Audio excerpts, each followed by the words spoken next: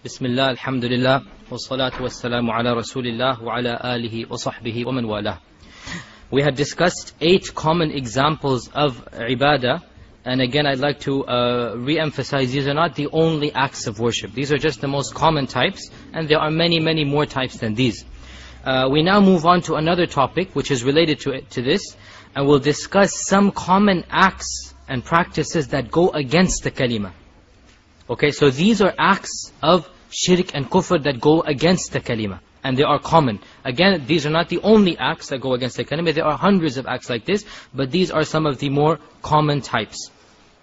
The first act, that is an act that goes against the kalima, is the act of relying on talismans and seeking omens. A talisman is an object that you wear or you place on others or you place in your home or car, any place, in order to obtain blessings and to ward off evil. This is a talisman. And an omen is a natural occurrence from which you derive good or bad luck. Both of these acts are clearly prohibited in the Quran and Sunnah, and they go against the kalima. There are explicit ahadith regarding both of these acts. This is because the Jahiliyyah Arabs, they would use talismans. They would use talismans to protect themselves, to protect their children, to protect their animals even. They would also use talismans to cure themselves from sicknesses and to bring good luck to them, or to make or break marriages. They would use talismans in order to make a marriage or to break it. So because the Jahiliyyah Arabs would use it, the Prophet ﷺ therefore gave explicit ahadith on it and prohibited it. But the fact of the matter is that even if these ahadith had not existed, the general principles of the Sharia clearly prove that you cannot rely on these talismans. That these talismans, we call them sometimes ta'weez sometimes in some languages. Okay, these types of ruqya in other languages. These types of objects, they go against the meaning of the kalima. Because you are giving this talisman, you are giving this ta'weez the power, the capability to bring you good or to bring you harm, to protect you from evil. And this goes against La ilaha illallah. You're claiming this object is a type of ilah besides Allah that can protect you or can grant you what you desire. Of these ahadith is the Prophet sallallahu alaihi wasallam once saw a person wearing a talisman, a sufr, it's called, a copper talisman. He said, "What is this thing that you are wearing?" He said, "This thing is to protect me from weakness." So the Prophet ﷺ said, "Take it off, because it will only increase you in your weakness. And if you were to die upon this, you would never be successful." You would never be successful, meaning you would never enter Jannah. If you were to die wearing this talisman, wearing this object, you would never be successful. Likewise, in another hadith, a very beautiful hadith, and it has a story behind it. We're going to narrate the story as well.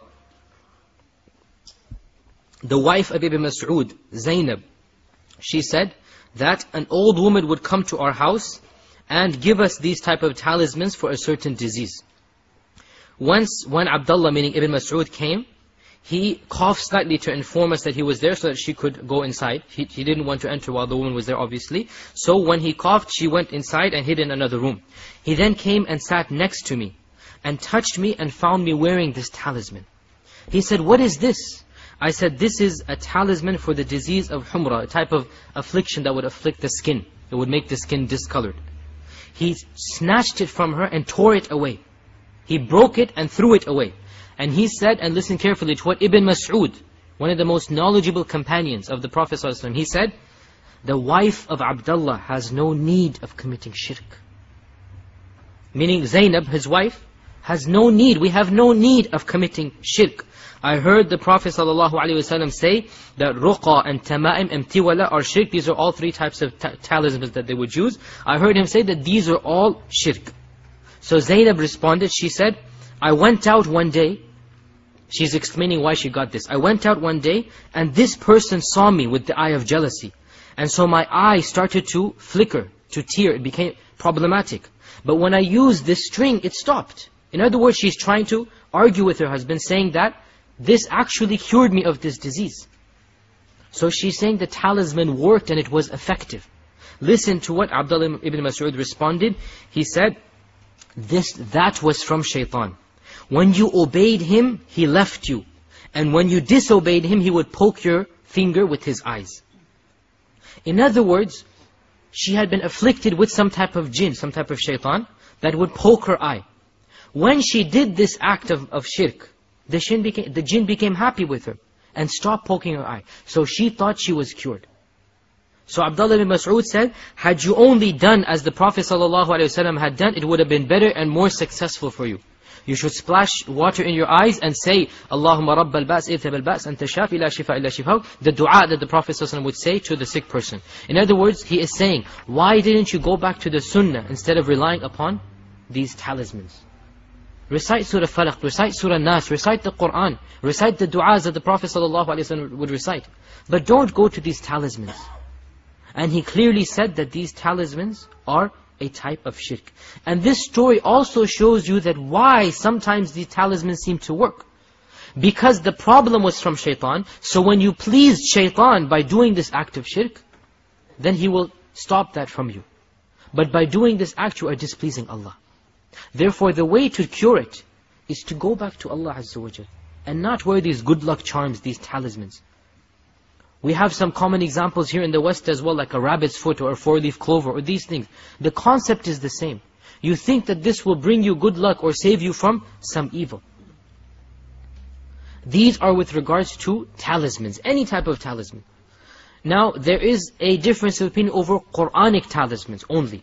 All other types, there is no difference of opinion. You wear any object or any writing on it, which is not the Quran or Sunnah, anything else, which is very common. If you go to some of the Sufi sheikhs or whatnot and you pay them some money, they will write for you gibberish. You will not understand it. It will not be in any language.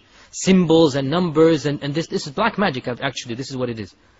And then they will fold it up and put it in a cloth. And then they will put the cloth in another cloth, in another, and like 20 cloths. Big compartment here. And then they will tell you to wear it. And they will take money for it, obviously. This is why they do it. And it might even work because of this story. But to do so is an act of shirk. But the ikhtilaf comes, there's a difference of opinion about Quranic talismans. Writing, for example, Ayatul Kursi and then wearing it. Or Surah Al-Fatiha and then wearing it. This is where there's difference of opinion amongst the ulama.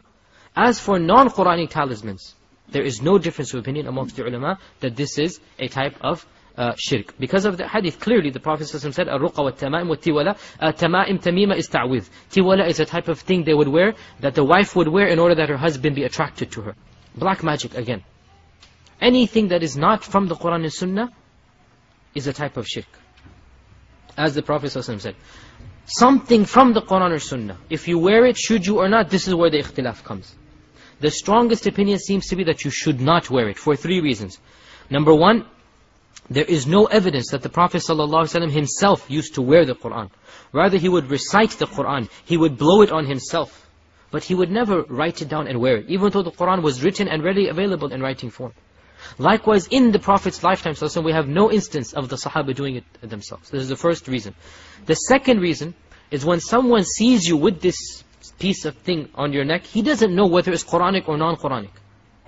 So he might fall into shirk and use the non-Quranic one and say, oh, I saw this person and that person wear it, so I think it is alright as well. He will not know what you are wearing is Quranic one where there's difference of opinion over. And the third reason is that a person who wears the Quran around his neck will for sure cause it to go to places and do things with it that he should not do. He will enter the restroom with it. He will be intimate with his wife while wearing it. And it is not appropriate that the Quran be subjected to these type of things. Everyone knows this. Yet if he places a ta'weez of the Quran on him, this is what he will do. Likewise, if he places it on his child as well, the child will spit on it, drop the food on it, and maybe even have some najasa on it. It is not befitting that you place the Quran around the neck of your child and it will play around with it and mess with it and make it dirty. None of the Sahaba did this. None of the Prophet ﷺ did not do it, and he did not command to do it. Rather, what he used to do was used to recite Surah Falaq, Surah Nas and blow it over the child. He would recite certain du'as and blow it over the child. This is what he would do, so why don't we do this? Instead of going to things which are difference of opinion, again, remember, the Quranic tama'im, the Quranic types, this is where ikhtilaf comes. This is not shirk. Some ulama say it's allowed, some ulama say it's not allowed. But the non-Quranic ones, there is unanimous consensus that that is a type of shirk.